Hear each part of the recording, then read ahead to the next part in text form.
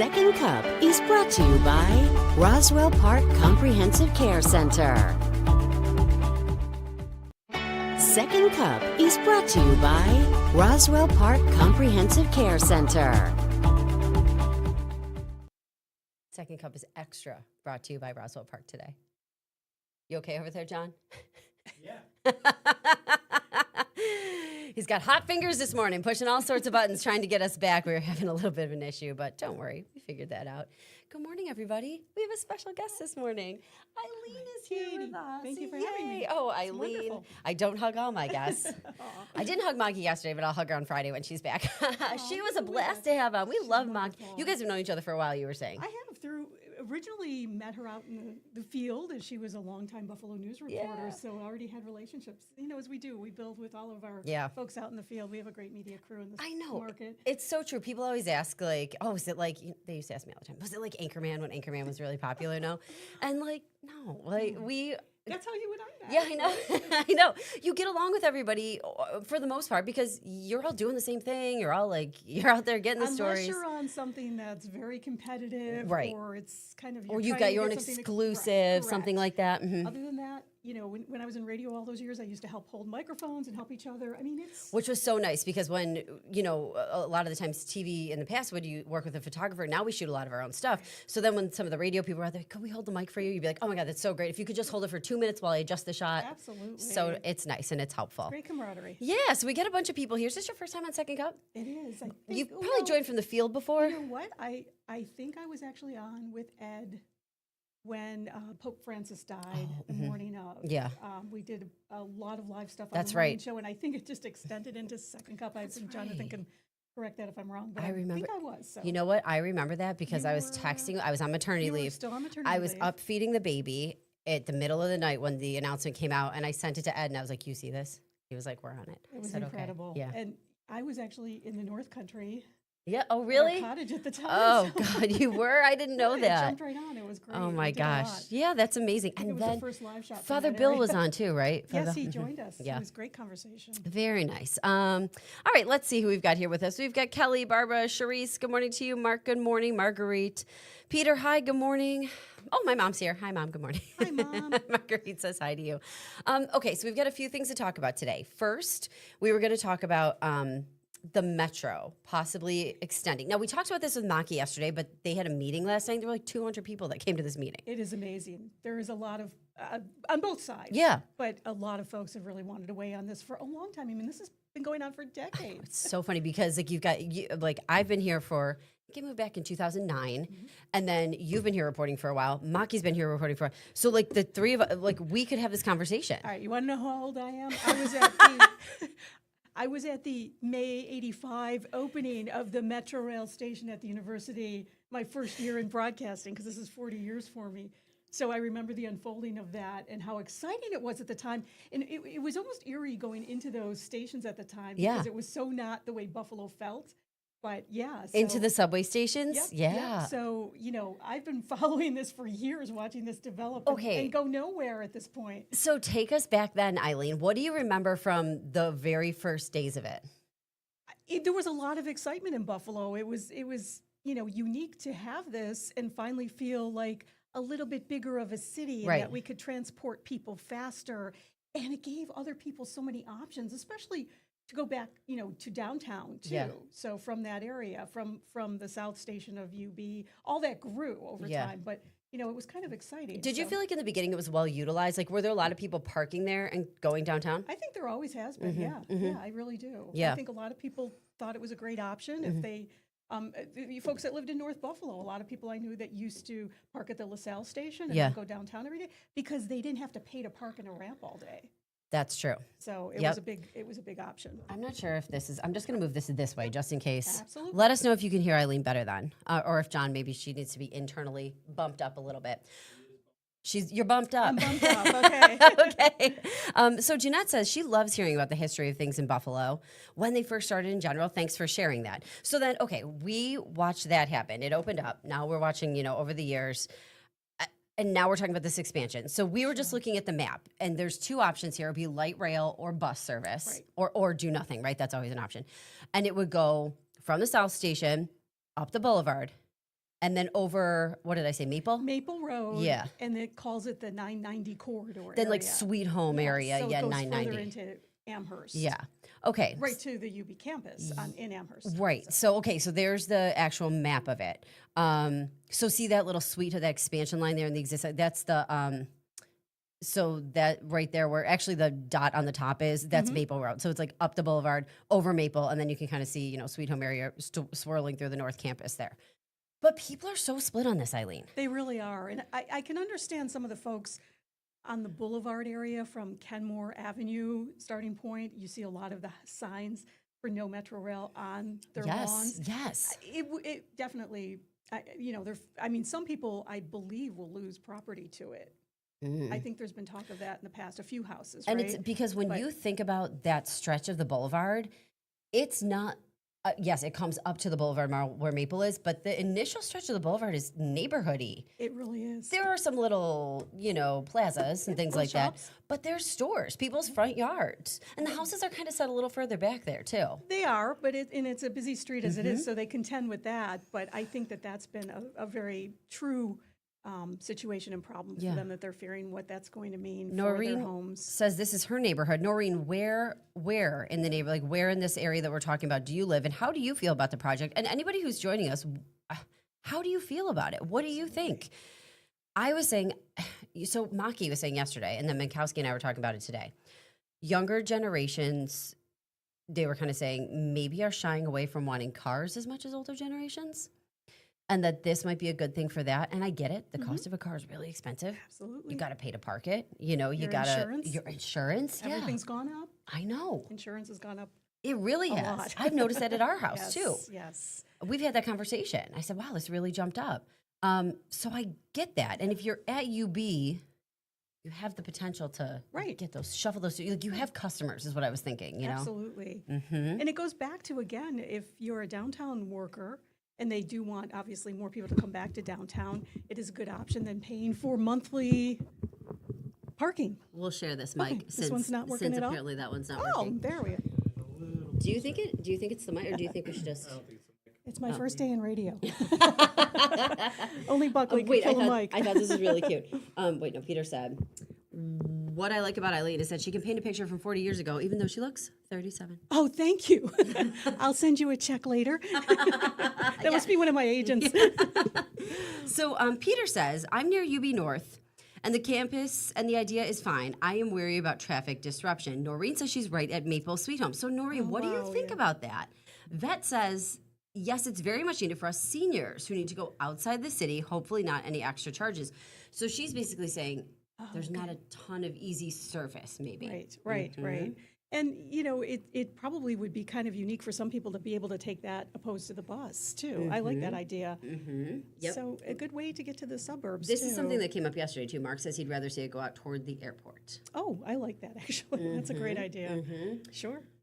Talk about saving on possible parking. Yeah, right. know. So a lot of, it'll be interesting. And, again, there's these three, they say there's two ideas, but then they also did say at the bottom, like, there's a third idea, which was just we don't do anything. Right, which we have done for these decades, too. Right.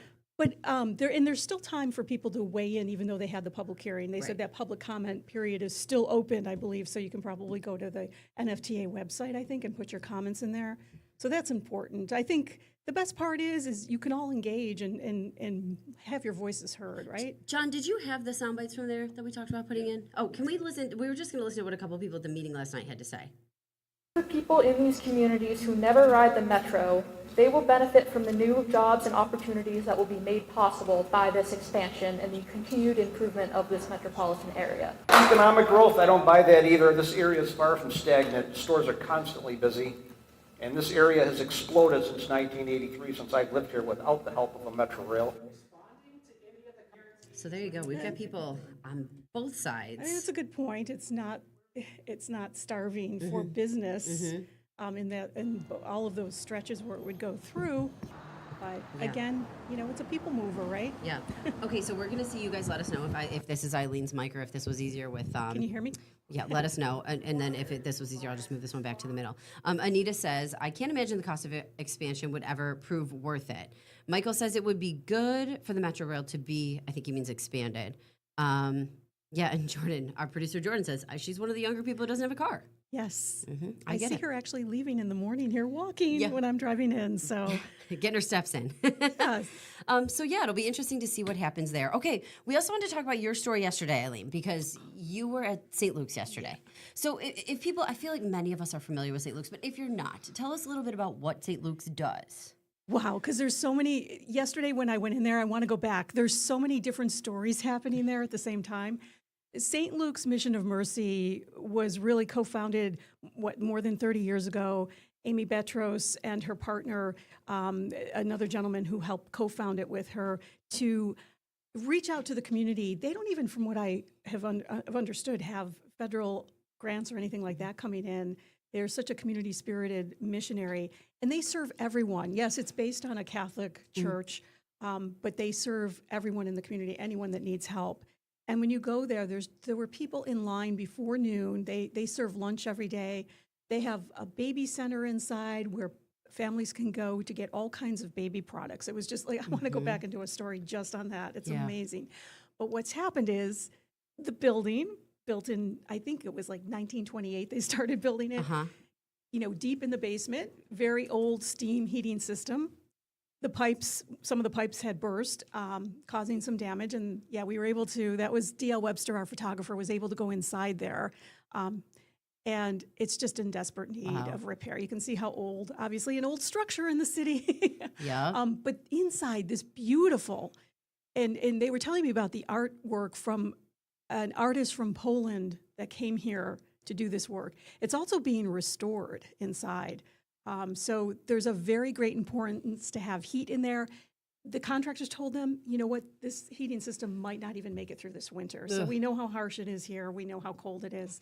Do they remind me, do they do like a soup kitchen every day or meals They for people? they serve lunch every day. They serve lunch every day, yeah. And probably other meals as well, but they do serve lunch every day. They have different buildings on that campus. It's on Walden Avenue, and they're growing. They're building a new men's housing center right across the street, which is going to open soon in this fall. So they have a lot going on. Now, as far as the church, they do have masses there. They obviously do a lot of daily masses, but they also have events there. You can picture a lot of the high school students from all over Western New York volunteer there. Okay, so at Thanksgiving and I was Christmas, just right? gonna You see say, the bags on the pews. That's what I remember doing. So we would go, we helped with the meals, and then they did something for Christmas where they did like a toy drive, and then people could come in and they could pick up, like we laid out all the toys for them, and then they could pick up from this table, and like a stocking. You know what I mean? And it was like, So they provide all these services to help people and with. that was eye opening too, as a high school. So I think we did it like Very juniors and important to seniors, see probably that. all years. But yeah, because I went to Sacred Heart. I was very lucky, and then it was really eye opening to see people come in and do their Christmas shopping there. So and that meant so much to people. And when you think about kids that might only get that for Christmas, like something like that is so important. And that was their stress of this, that church building is that important for people to come in, whether it's for worship, but it's so far beyond that. It's a gathering place for those events. So they want to make sure that heat is on. Plus, it's part of their offices where the people that volunteer and the people that work for the St. Luke's mission are there every day. So they are desperate. They need $326,000 to make these repairs. That's lofty. Yeah. It's been a rough year for them. They lost their leader, Amy, back in April, died unexpectedly. So the interim leader, Dennis, has taken over, and he found all this out. And he, this Turn Up the Heat campaign, if you can see the poverty in our city, it is so high. And there's so many people from all walks of life and such a diverse population in our city. And you see these people in line, and they smile at you. They're so sweet, and they're in desperate need of help. So if you see what they give to the community, you're going to want to reach in your pocket and give to them to help their system with their heating. So Kathalina said, it's nice that church is still having service, not like other churches who've had to combine with others. Anita says, I didn't see the story. Are they fundraising? And they are. Yes. So if you go to St. Luke's missionofmercy.org, and just scroll down, it's just like real quick scroll, you will find all the information there. You'll see their pipes and what's happened there. They have an explanation, and you can go on right on their website and make a donation. And yes, the diocese doesn't control that as much, so they're kind of independent. Retired priest, Buffalo retired priest Father Paul Sile, who was also the fire department chaplain, he retired and he chose to live there. He was the one that reached out to me to do this story. And he's kind of their, worship leader there, Yeah. obviously as a Catholic priest. He's doing the memorial mass this coming weekend for the 2 Buffalo firefighters that died 16 years Paul and ago. I were just talking about that. Yes. Yeah, yeah. So a lot happens there. It is buzzing over there. It's amazing. If anyone gets a chance to ever go over there and just see the work, if you could ever, I can't wait till I retire and try to volunteer. I went in the baby room and all these great women were there volunteering their time and making packages of diapers and all kinds of baby supplies. Yeah, It's and you just so go sweet. through them. Yeah. You know what I mean? know, I'm right? telling you, yeah. And they're expensive. Exactly. It's not, yeah. And it's so incredible the generosity you see from the community that what is there, what is allowing them to give this away. Yeah. So Yeah, well, that's great. Okay, I'm glad we could talk about that because I mean that they've been around for so long that they really have had even on people like me who we went to help. sure. But you're right. It made you realize how much other people need and how much we do need services like this available. So that is great. Marlene, once again, asking where it's located. It is on Walden Avenue on the city's east side. And it's like a whole kind of little block there. So if you go again on their website, stluke'smissionofmercy.org, and you can get the exact physical address. Great. But it faces Walden. The church part faces Walden, and then some of the buildings are on the back side of it. I didn't know Father Sile was living there now. That's cool. He is. He retired a nice guy. just this past year, I think it was January. I Yeah. think he moved in. So Yeah. Oh, nice. He's a cool a cool great- person. he's a great because he is the priest. firefighter chaplain. So like we would see him at Bison's games. He's just seems he's like got a a very great heart, and he helps people. He loves their mission there too, Yeah. and he wants to help too. Yeah, so. he seems like a very nice person. You know, when you just meet somebody, you're like, this person seems nice. I love people like that. Nice, Wonderful. normal, like just He's a cool, good spiritual leader, you Yeah, know? yeah. And I think he's relatable. I He guess is. that's He kind of what is. I would say about him because, like, we saw him at the Bison's game, you see him here, and whatever. And yeah. sometimes you want people like that to be relatable. Like that helps. He's got a great sense of humor too. Yeah. Oh God, I love that too. Yeah. Okay. So we were also talking about here. Anita says, by the way, thank you for raising awareness of those who didn't know. For those who didn't know about St. Luke's. Oh, absolutely. Yeah, and it's and they're always taking donations. I think too, Yes, from if absolutely. I remember correctly. So anything we can help them with, that'd be great. Okay. So something else we were talking about today. Number one, tariffs. And you've done a lot of stories about tariffs and the impact they're going to have. So one thing, there's a couple aspects to it. One thing I thought was really interesting was Home Depot saying, boy, things could get a lot more expensive. So much, they said more than half of their inventory is imported. Now, Yeah, that makes sense. listen, you have a handy husband. He's in there all the time. I have a handy husband. Yeah, they keep Home Depot running. My husband he's been putting in a door over the past, oh my God, he's keeping Home Depot running these days. But Us too. I mean, you're always doing stuff at your house. Has he talked about, did you guys notice? I mean, we've noticed that things have gotten expensive. I will have to ask him. Uh-huh. I haven't asked him specifically about Home Depot. I've noticed it just with grocery items, certain items Sure. that I buy. Yeah. And a few other things. But yes, I'm sure he'll keep note of it. Mm-hmm. We're working on our dining room right now, remodeling it. We had a leak. Ooh, what are you doing? Oh, it started with a leak. Shoot. It started with a leak in a square hole in the wall to find the leak, and then the contractor was able to find the leak from the outside, so that's all taken care of. So I said, well, I had wallpaper in there, and Well, since we're doing this, honey, I know And where of this course, is going. he yeah. said, well, don't we have some of that old wallpaper left? And I said, well, I do, but it's outdated. We have that old wallpaper. Oh, that old So wallpaper. it forced a remodel project. So he's finishing up with that. So that's fantastic. But I'll have to ask him some of the materials. He needed Yeah. just a small piece of drywall, things like that, to see what came in, what wasn't probably from the U.S. that maybe was Yeah. up. But I didn't hear him say anything specific. You know, yet. they've talked a lot about lumber. Paul was funny because he was just talking about painting something, and he's like, well, I love this new paint gun that I bought. I don't know if you heard me say it. And I go, you bought a paint gun? He goes, well, we bought a paint gun. Oh, wow, We did. okay. I'm like, oh, okay, yeah. So did he notice? We have talked about getting a couple different things done, and we've gotten a couple estimates of things. Okay. And I have noticed, I felt like the estimates were a little high with different things.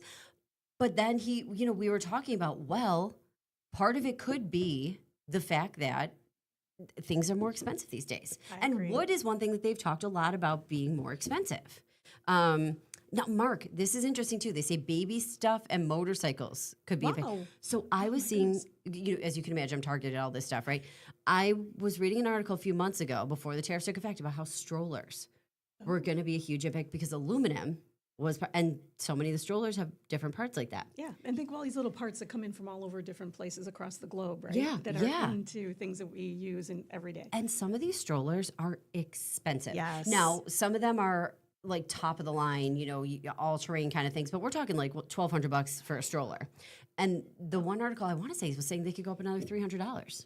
And toys too, right? They keep talking Toys. about how toys are going to be tough for this Christmas season. The prices are going up on that. Yeah. So Heather says she's noticed it too. All home repairs gone way up. The supplies have doubled, if not tripled. Wow. And Anita says there's not much that isn't impacted by tariffs. So you've done grocery stories. What else have you noticed in your reporting that you've seen has had an impact here? Well, I did a story just, what was it, a week ago or a couple weeks ago on, we went over to Lewiston. Art Park's suffering. Park, Our yep. beautiful Art Park. Mhm. They're Canadians. You know, right now we know the Canadians have been protesting back to us, Yep.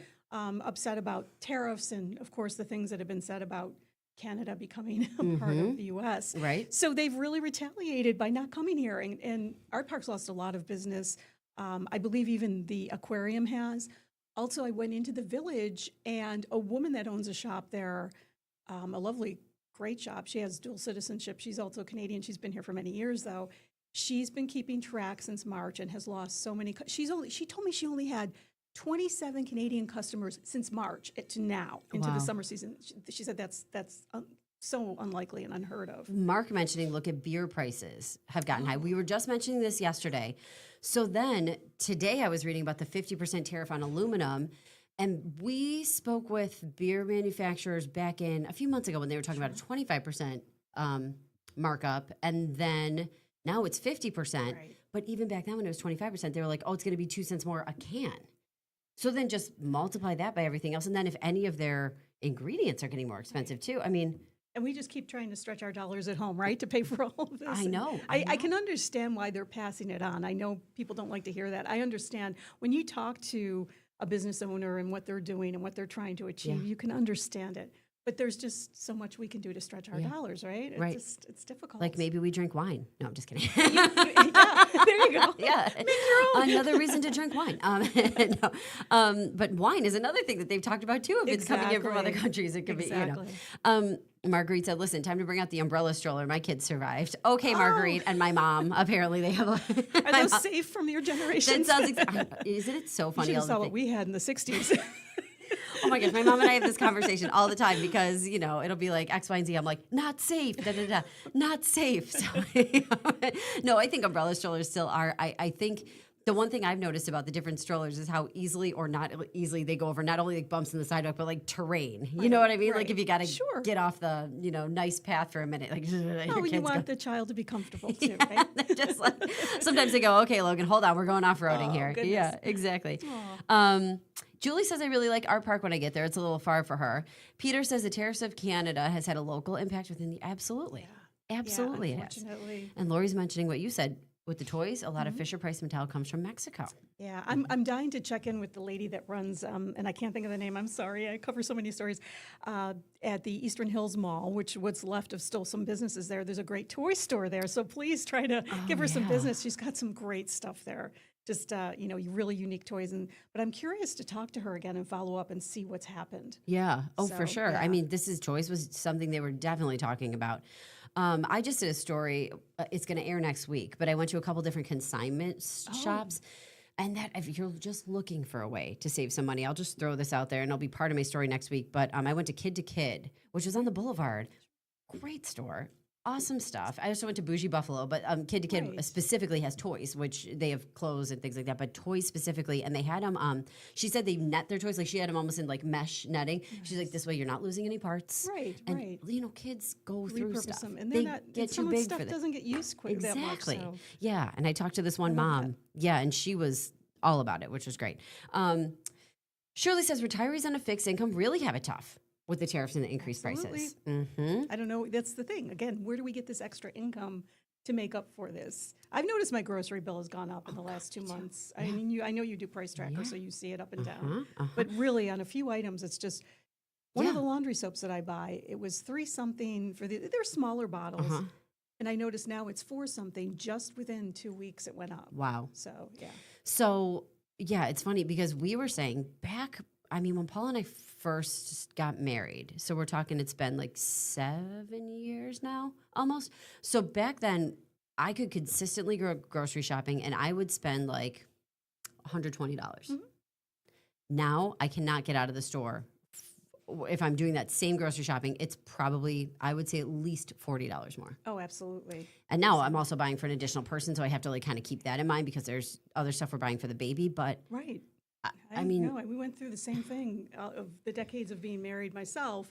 You know, it was, I got married in the late 80s, but it was, you know, my husband would give me, I don't know, $100 bill. I was so happy. And if I always had, like, that was my money for the week, Yeah. for everything. Yeah. And I thought that was a lot of money back then. And I didn't spend, you know, nearly 100 on groceries. yeah, so you pocket It was it. fantastic. I did. It's like Saving buying up for that clothes and next dining room shoes. That's right. the next dining room redo. Yeah, Noreen says, I'm on a fixed income. Groceries can really break the bank. And Lori is saying how much we do such little manufacturing in certain places now. And Julie says, everything's going up except my income. I know. I know that's, we all are feeling that. It's difficult. It is. Everybody's hurting. Companies are hurting. Organizations are. It's, I don't know. So, and when we talk about all this hurting, we talk about tariffs. One thing we did just want to make people aware of too is that scammers know this. So we were just reporting today how there's some back to school scammers who are saying like, they're preying on the concept of tariffs. So they'll be like, oh, you think you're going to spend so much at stores. So Eileen, here's a coupon for whatever, but give me this and this and this. And it's fake, you know, and you're Wow. giving your stuff away. Yeah, be careful. So just keep that in mind. Yes. Goodness. Okay, one last thing that we do want to hit too, because we want to show you this video from the KeyBank Center last night. John, pull up that video. This is from an event at the KeyBank Center. So this happens as people are coming into this event.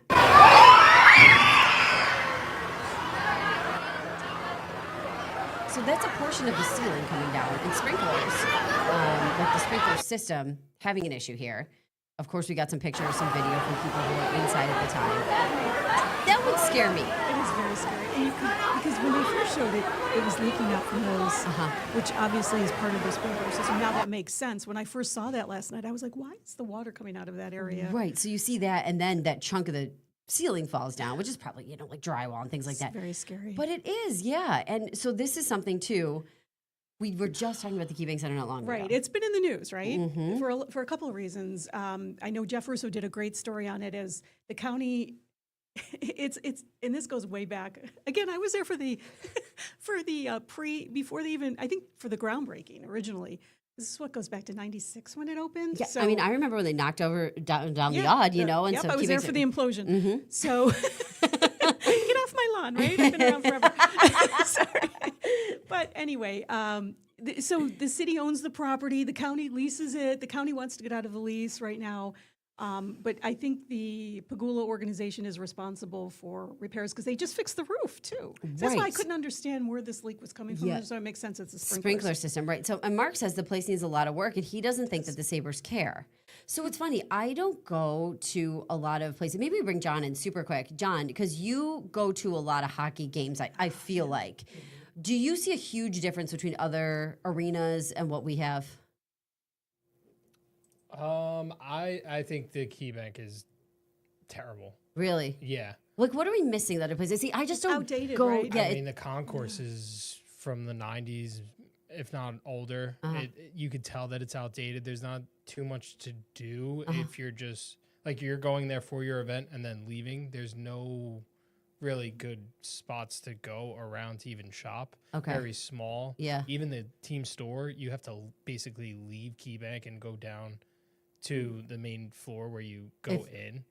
if they don't have the inside doors I mean, open, which they sometimes really they don't. though. Yeah, okay. They really don't. All right, I get that. There's a lot missing. They need to upgrade it. They need to bring it into the 21st century. And Yeah, it's time. It's time for a Yeah. reboot. Well, Kathlena says money is key, and they probably don't have it. Mark says the last time he was there was a Stallions game. Shirley says bring back the odd.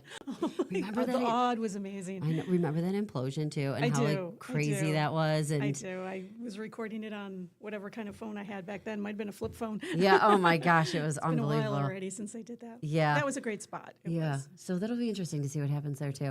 Eileen, time flies when we do Second Cup. It does. It's amazing. Here we are, I can't believe 8:30. it. Oh, what a cute little Thanks for- wallpaper. Look at oh, those cute thank little flowers. you. You're adorable. We'll have to have Eileen on more. Yeah. love to I come love that back. we can girl chat a little bit too. Without Ed. Without Ed. Yeah. Dranch. Again, on sabbatical. Somebody sent me a message too. Where is he? I say he's on. I keep telling people he's on sabbatical. He is. He's so great. He We loves miss that Ed. phrase too. He thinks it's hilarious. All right, you guys, thanks so much. We'll see you back here tomorrow morning. Bye-bye. Bye.